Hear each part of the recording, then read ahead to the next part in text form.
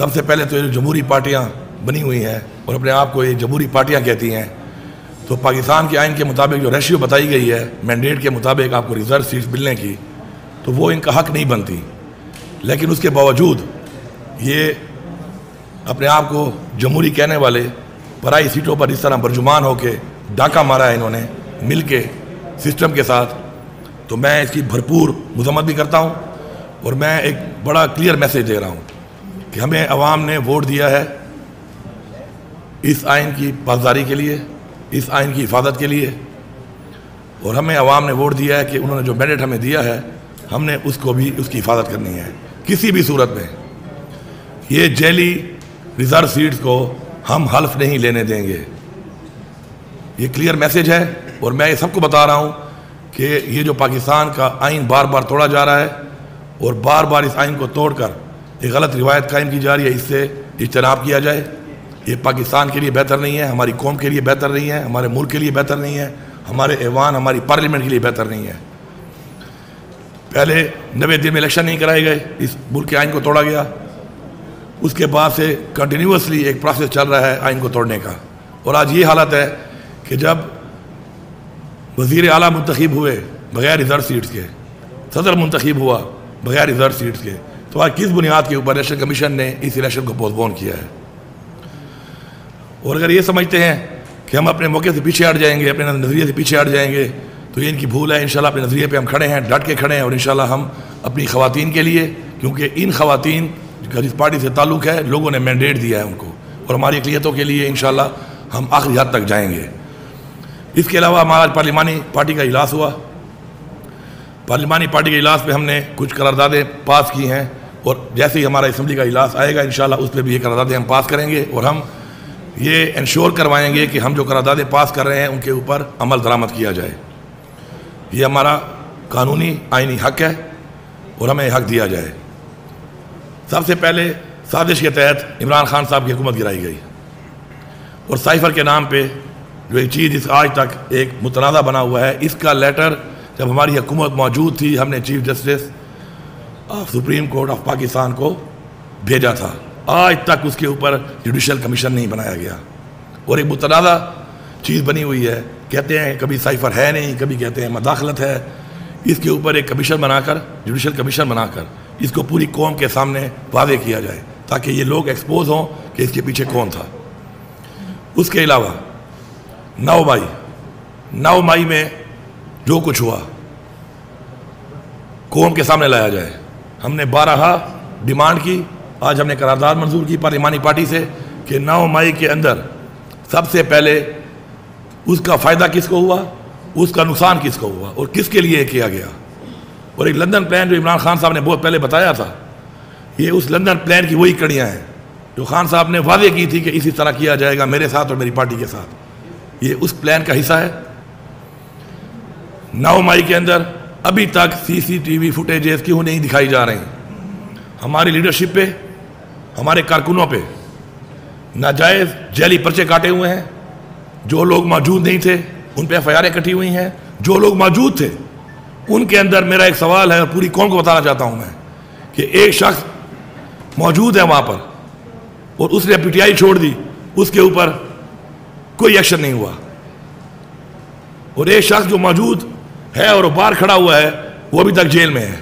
एक औरत, एक खातून गाड़ी चला रही है, वो जेल में है। 9 महीने जेल में काटे उसने, पूरे पाकिस्तान की जेलों में घुमाया गया उसको। एक छत पे खड़े होकर नारे मार रही है, उसने PTI छोड़ दी, किसी ने से पूछा तक नहीं। ये कौम बेवकूफ़ नहीं है, ये भेड़ बकरियां नहीं है कि आप इनको बेवकूफ़ बनाएंगे। निज़ाम दिन ब दिन एक्सपोज हो रहा है और मज़ीद एक्सपोज करेंगे हम इसको। इसके ऊपर जुडिशल कमीशन का हम बार बार कह रहे हैं क्यों नहीं बनाया जा रहा? बनाया जाए।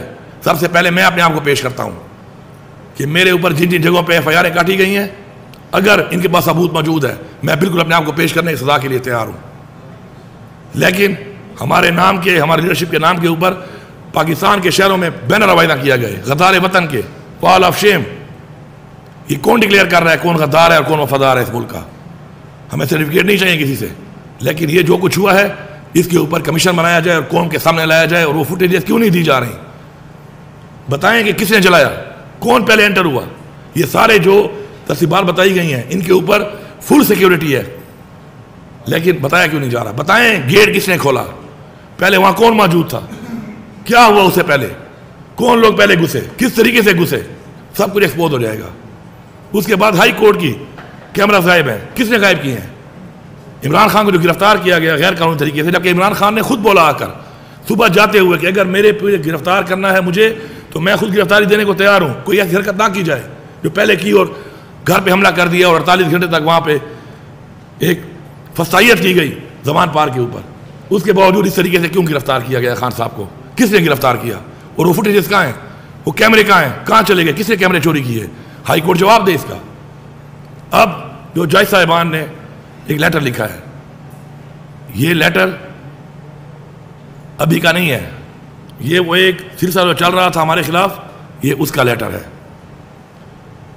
ये बहुत जगहों पे जो फैसले हमारे खिलाफ किए गए, हमारे लीडर इमरान खान के खिलाफ किए गए, ये उसकी एक कड़ी है।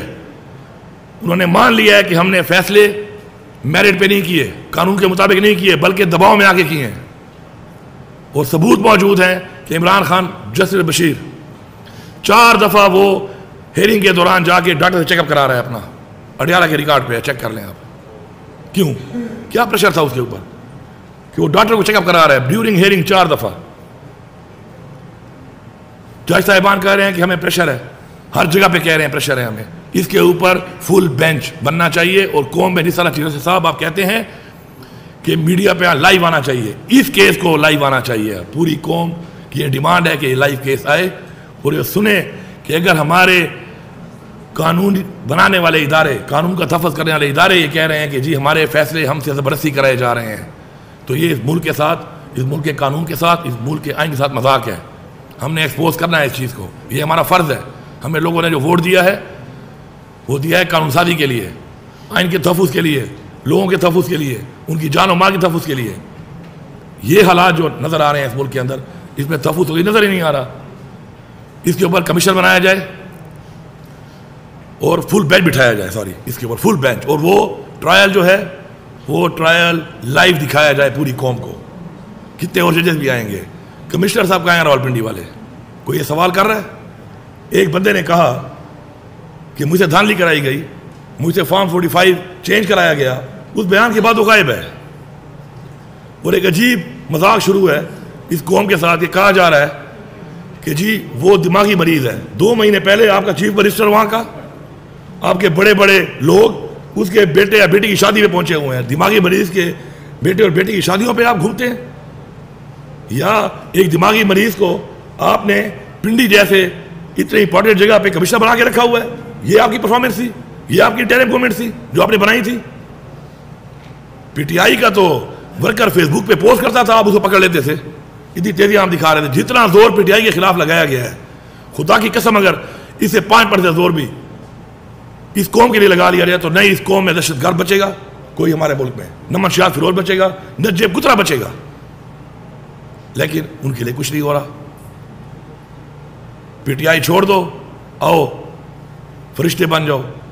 अब गुलामी, इमरान खान जो कहता था बार बार कि हम गुलाम हैं, शायद बहुत से लोगों को समझ नहीं आती होगी। आज मैं कौम को बता रहा हूँ कि ये कहता था इमरान खान कि आप गुलाम हैं, कि आपको जब कहा जाएगा कि इस पार्टी का आप झंडा नहीं लगाओगे, आप इस पार्टी को वोट तक नहीं दोगे, आप इस पार्टी का हिस्सा नहीं रहोगे, आप इस पार्टी के उम्मीदवार नहीं बनोगे, यही गुलामी होती है। अगर हम चाहते हैं कि हम गुलाम बन जाएं तो ये हालात जो चल रहे हैं, फिर हमारे बच्चे शायद गुलाम से कोई बदतर कोई स्टेज कोई कैटेगरी आएगी वो बनेंगे। लेकिन हम ये नहीं कर सकते।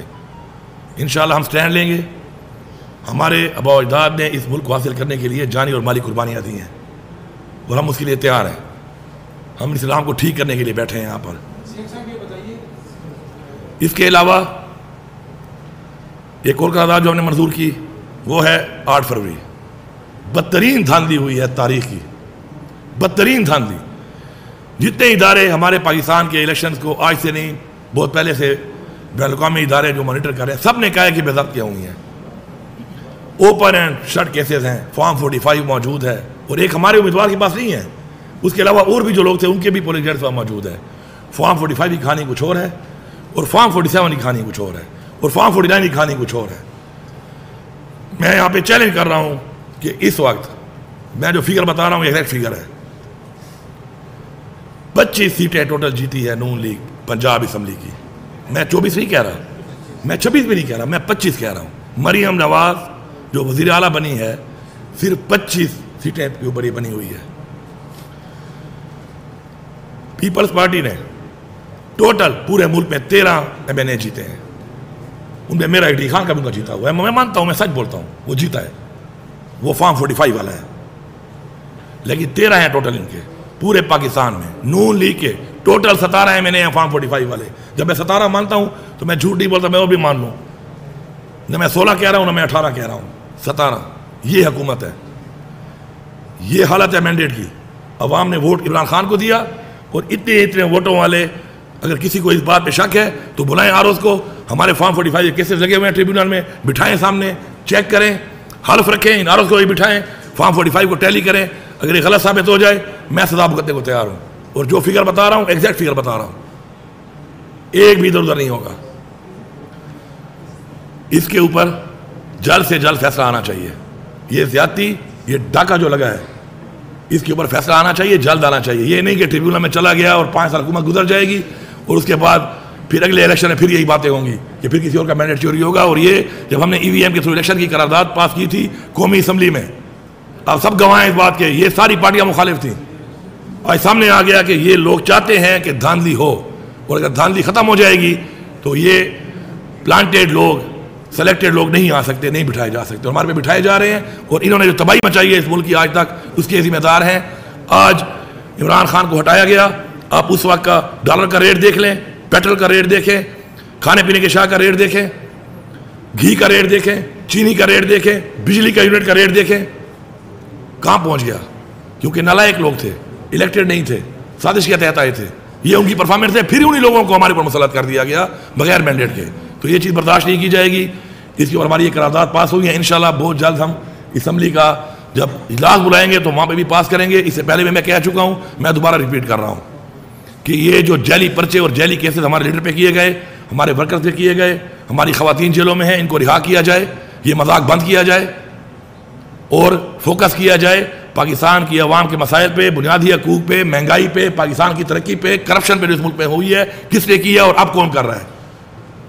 और अगर ऐसा नहीं होगा तो अपने हक के लिए हम आवाज़ भी उठाएंगे और इंशाल्लाह हम हर हद तक जाएंगे। शुक्रिया।